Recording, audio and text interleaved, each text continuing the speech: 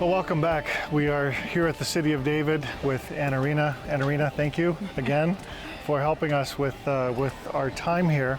Now, we are standing, this platform that we're standing on would essentially be what?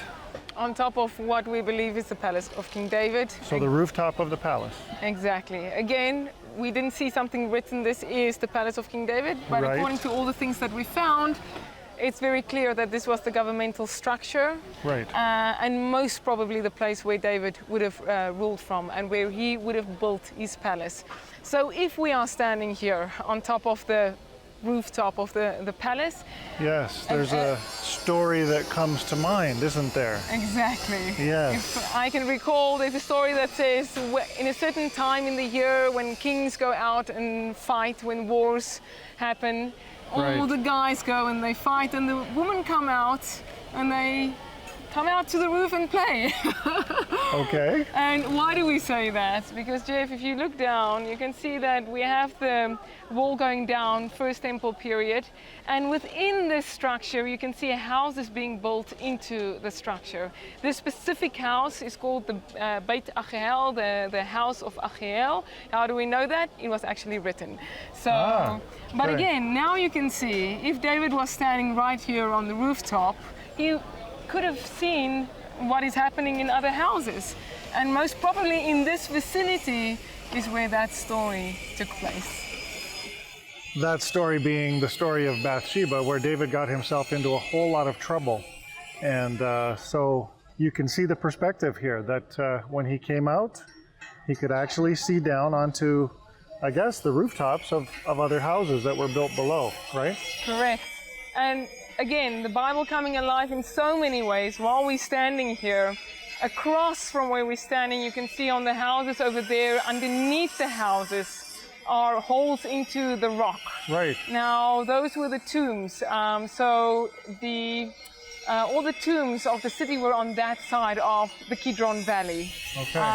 Now, in this valley that we see here, which is the Kidron Valley, we also we read about the story where David was running away from his son, Absalom. Right. And it happened during the night when the whole party of David had to go through this emek, through this valley, and he went up there to the Mount of Olives. And it actually says he went up crying as he went up the Mount of Olives. Now, this is where it happened. There's no other spot where this could have happened. Wow. But now I'm thinking of the psalm that says, even though I walk through the valley of the shadow of death, I will fear no evil. Correct, because that was the valley and that's where the tombs were. And he was having a very hard time at that stage trying to run away from his son. So again, you can see from where we're standing how the whole Bible is coming to life. Incredible. From King David's rooftop, AnaRina then brought me to the lower part of the City of David to see the excavation of the actual Pool of Siloam that we read about in the Bible. We are here at a very significant site, the Pool of Siloam, and this is at the end of Hezekiah's tunnel. Correct. So talk to us about the significance of where we're standing. Let's start with the name Siloam. Where does it come from? It comes from the Hebrew word shiluach, which means that which is sent. Now the water is being sent from the Gihon spring here. Right. It's also shlichim. Sometimes angels are called shlichim, sent ones.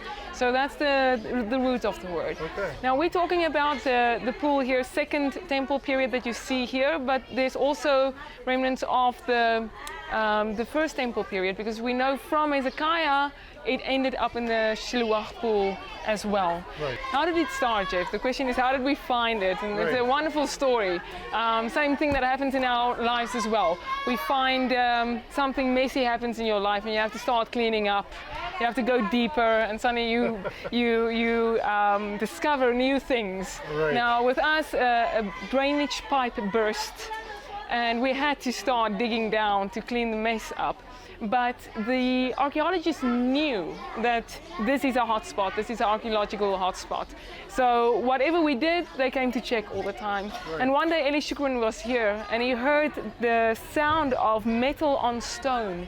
And he said, that's not dirt, that's stone, let's open it up. And they started to see all these stones that you see here. But very interestingly, they saw a pattern. They saw stones coming up, and then you have a little bit of a walkway, as you can see here, and then stones coming up, a little bit of a walkway. And it was the exact same pattern that we have at the Gulda gates at the temple where people have to enter. And they said, listen, if that's the same pattern than here, that we have here, it means that these two have to connect. And then we discovered, but there's a massive road leading up from the Shiluach pool all the way to Temple Mount, and we will go and see what this road looks like. Wow. But let's talk a little bit more about the Shiluach pool. What did we use it for? And more important, you can only count on your hand the places that you can say this is actually where it happens. Right. When you come to the Holy Land, when you come to Israel, a lot of people will tell you this is where this happened, this is where that happened, but no proof. This is solid proof that this is the pool of Shiluach. Wow, that's incredible. And we, have another story that we'll talk about a little later on the show that we also connect to the Pool of Siloam here as well. From the Pool of Siloam, the Jewish pilgrims would then ascend the recently discovered steps to the Temple Mount. AnaRina showed me this amazing find and also revealed some of the dark history that goes with it. We are now in the road. We spoke about the Shiluach pool. We spoke about that there's a pool at the bottom of the city of David. Right. And between that pool and all the way up to Temple Mount, we discovered this massive road leading up where all the pilgrims had to walk up for the service at the temple. Okay. So we discovered that, and we discovered a little story, or not just a little story, quite a big story when we started to do the excavations here. So let me go and show you a little bit of what we found here. This is the actual road built in the Second Temple period. But when we started to excavate the road, the archaeologists found something very, very interesting. They saw that in certain places in the road, as you can see here and there and a little bit up, that they made certain holes. And it wasn't by accident. They said this was meticulously made. Why did they do something like that? Okay.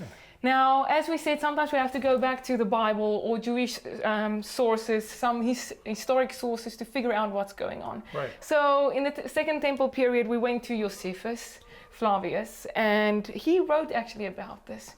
He said, after the destruction, a lot of the refugees, around about 2,000 refugees, were hiding inside these tunnels. They were trying to see if they can still make it out.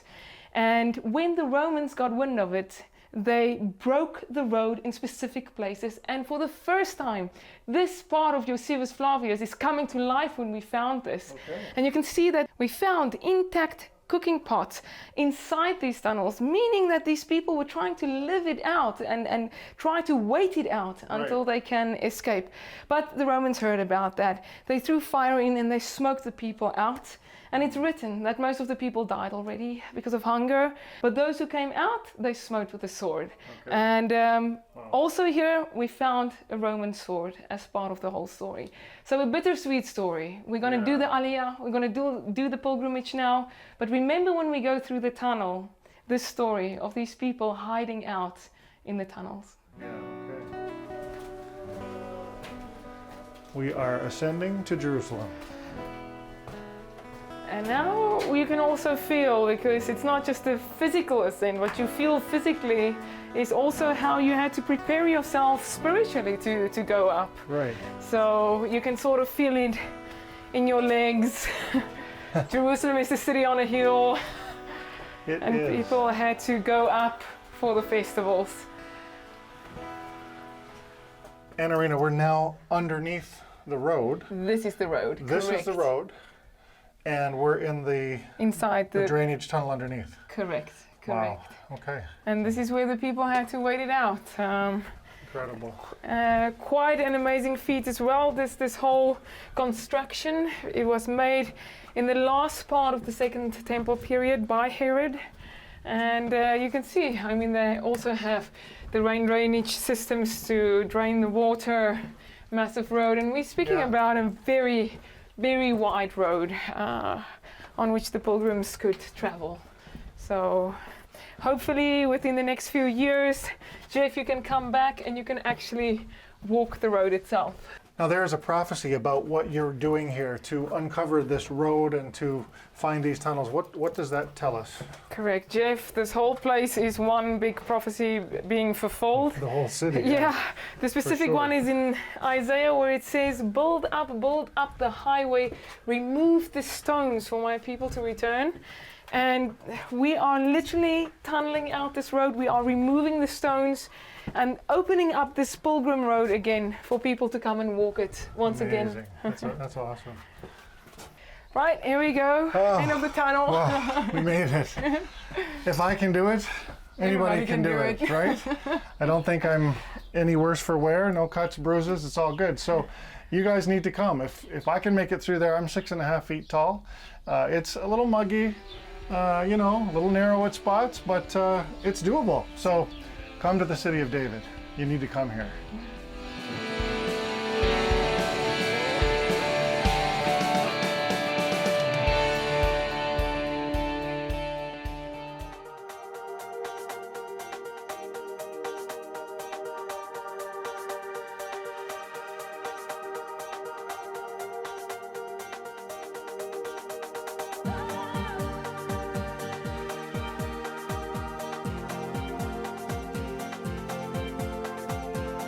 Buy the coin. Купите монету. Buy the coin. Buy the coin. Please.